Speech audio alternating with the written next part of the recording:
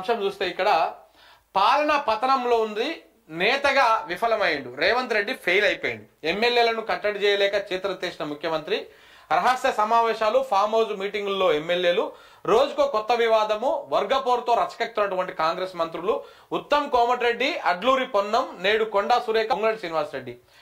రేవంత్ అసమర్థత వలనే నిత్యం వివాదాలు. కాంగ్రెస్ చరిత్రలోనే విఫల సీఎంగా రేవంత్ రెడ్డి ఉన్నాడు.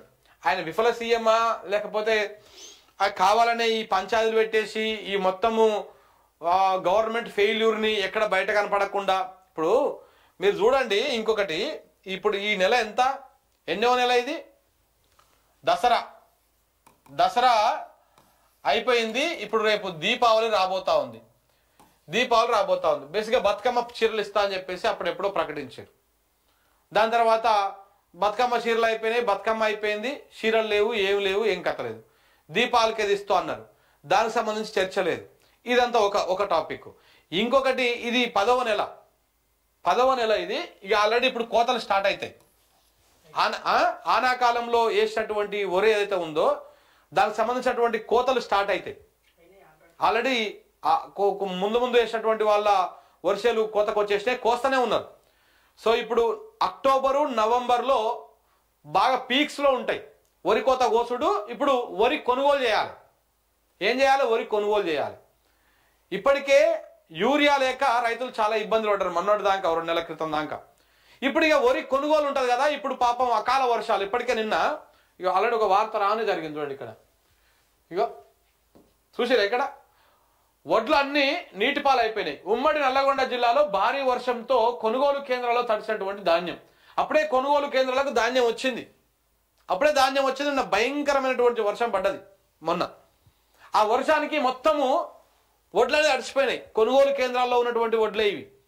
ఇంకా బయట కల్లాలలో ఉన్నటివి, పొలం పంట చేను మీద ఉన్నటువంటి ఆగమైనవి, ఇవన్నీ ఇంకా లెక్కలు లేవు. ఆల్రెడీ స్టార్ట్ అయిపోయింది ఇది.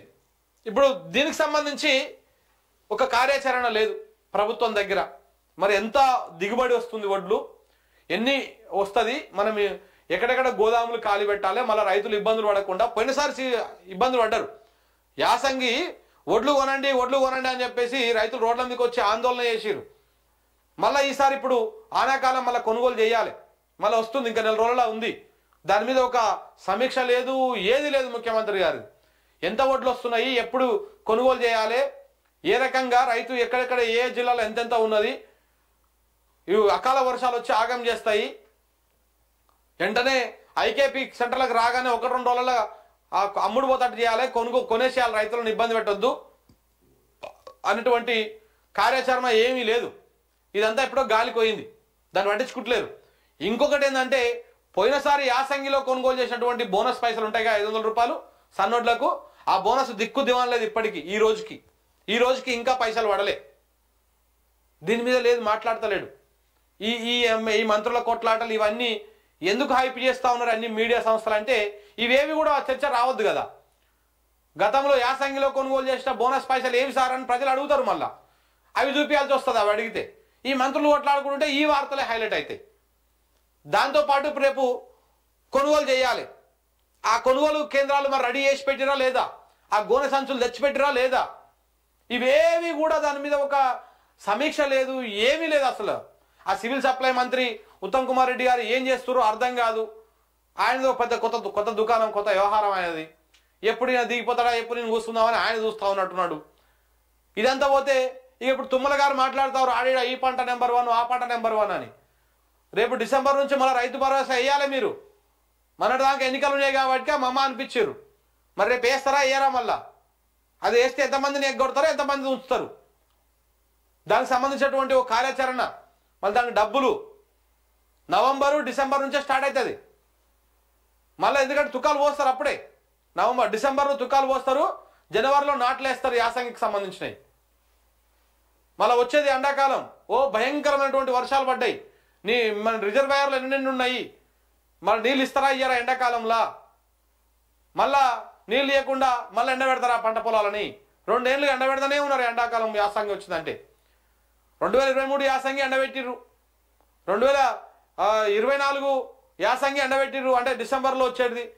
ఇప్పుడు 25 మరి ఈ యాసంగి ఉంచుతారా, ఎండబెడతారా?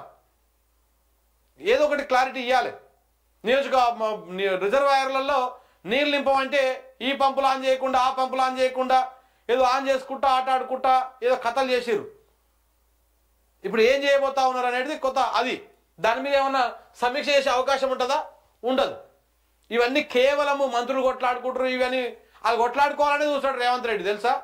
వాళ్ళు కొట్లాడుకుంటేనే ఈ ఫెయిల్యూర్స్ అన్ని కూడా ఎవడు మాట్లాడుకోడు అనేటువంటి ఆలోచనలో ఆయన ఉంటాడు. ఇక మనమేమో ఈ వార్తలు చదువుకొని అరే నిజంగా కొట్లాడుకుంటారంట, ఈ లాలు కొట్లాడుకుంటారంట, రేవంత్ రెడ్డి ఫెయిల్ అయిపోయాడని మనం అనుకోవాలి, సంకలు గుద్దుకోవాలి. అంతకుమించి ఏం లేదు ఇందులో. కాంగ్రెస్ సర్కార్ నిర్లక్ష్యం, పత్తాలేని కొనుగోలు కేంద్రాలు, పలు చోట్ల నీట మునిగిన పత్తి వరి పంటలు, రైతుల ఆవేదన, పరిహారం అందించి ఆదుకోవాలని వేడుకోవాలి. ఎక్కడి పరిహారం, ఏం కథ? గా మధ్య మెదక్లనా ఏడా సంగారెడ్డిలనా వరదలు వచ్చాయి చూసినావా? మన మెదకు కామారెడ్డిలో ఆ భయంకరంగా వరదలు వస్తే అక్కడ పోయి ప్రకటించి వచ్చాడు సారు, హెలికాప్టర్లో పోయి ప్రకటించి వచ్చాడు. ఇప్పటిదాకా వాళ్ళకు నయా రూపాయి రాలే, రూపాయి పైస కూడా రాలే వాళ్ళకు. అప్పట్లో ఎప్పుడో ఖమ్మంలో వరదలు వస్తే వాళ్ళకు ప్రకటించి రాలేదంతే.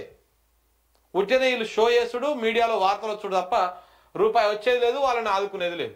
ఇగో అన్నీ ఐకేపీ సెంటర్లోనే ఇవంతా కూడా. పాపం ఒడ్లన్నీ తడిసిపోయి మళ్ళీ మొలకెత్తి ఇక అదంతా వజన్ రాక అది రాక ఇది రాక ఆగం ఆగం అవుతుంది.